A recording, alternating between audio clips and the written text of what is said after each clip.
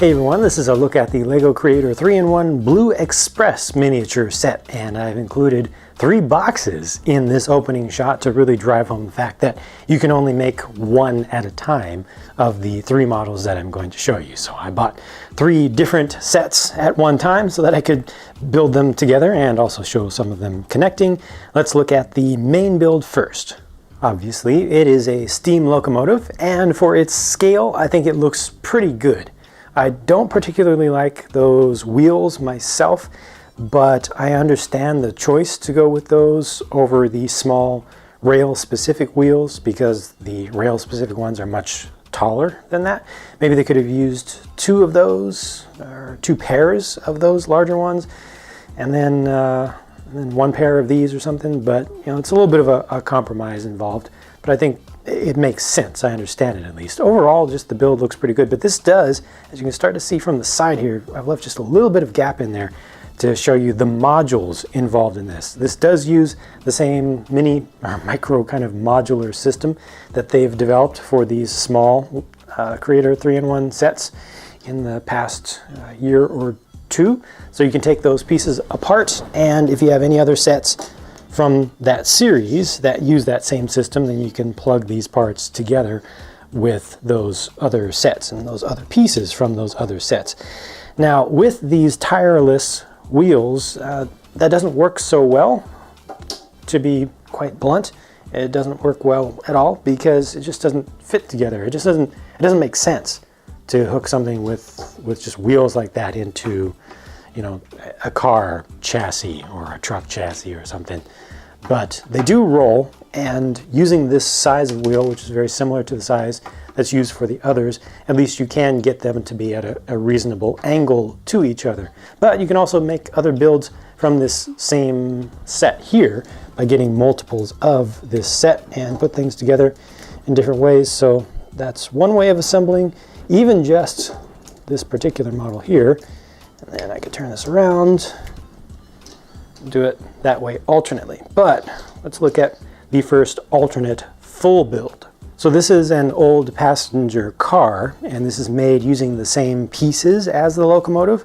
Not quite as many of them, but a fair number of them. But it's not using the same original modules at all. So this requires taking the entire thing apart, or like I've done, you know, get another set entirely. So this gives you something to actually pull with the locomotive, which is pretty important. I mean, I think the locomotive itself looks good, but you know, trains really work when the whole concept of a train, it really works when you start to bring in multiple pieces of rolling stock. You bring in multiple cars to actually pull.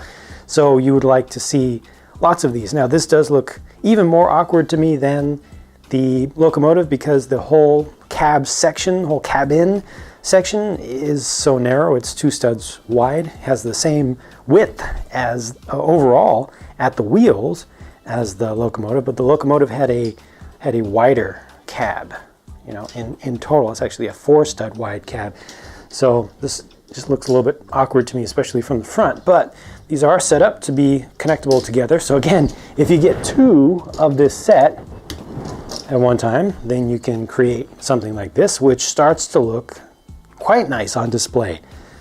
Fortunately, you're not really seeing how thin the car is from the side, so kind of hides some of that awkwardness. So get yet another of this set, yet another of this set, and eventually you have yourself a proper, you know, actual train. And I'm sure that with a little bit of custom work, you can come up with a design for an end car or a caboose of some sort that would look pretty good with this.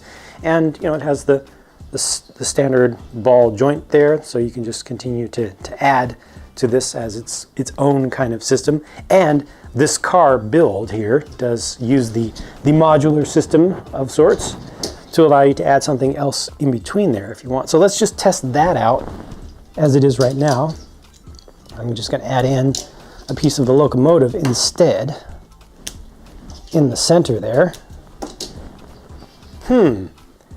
Almost starts to look like a commuter train, like this is just the front of it here or something. I feel like it still needs more of something. And also, you know, this here won't work anywhere other than the end because it doesn't plug in. This here won't work anywhere other than the end. So just more limitations to the modular system. Let's look at the final official full build.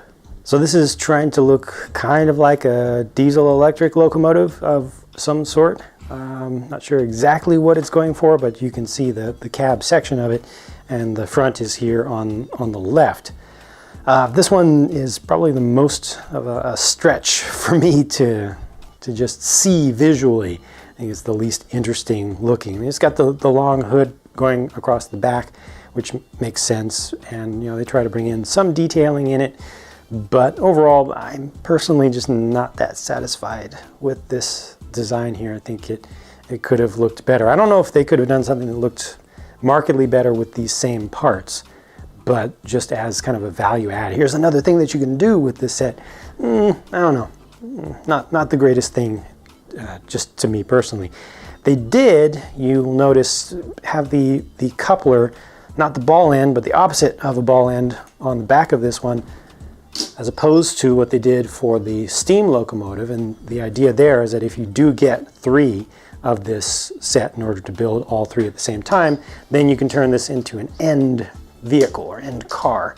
So that'll snap together, this will snap together, and then you're able to come up with a whole train of sorts. I think it makes a lot more sense just to make another one of these. And you do end up with a bunch of extra parts if you make the passenger car.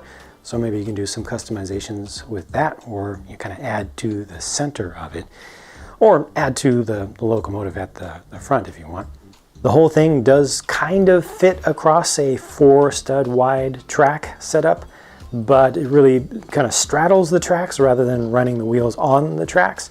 And if you get to a turn, if you set up a turn using the pre-built curved pieces that Lego has available, that doesn't work very well, because then it just isn't able to straddle it anymore at all. So in summary, I think that the main build for this set looks pretty good for its scale. I think that the modular system of the different parts that you can pull apart and attach to other modules from other sets really doesn't work very well. And I think that the best kind of secondary value of this and interest of this set is that passenger car, which really needs more detail and more bulk. This one, meh. I think they should not have drawn the train tracks down there, because it really suggests that you can put it on some form of tracks, and you just cannot. But overall, yeah, I think this is good, but the rest is so-so. Just my personal opinions though. Let me know what you think. Share your thoughts in the comments down below, and I'll talk to you again soon.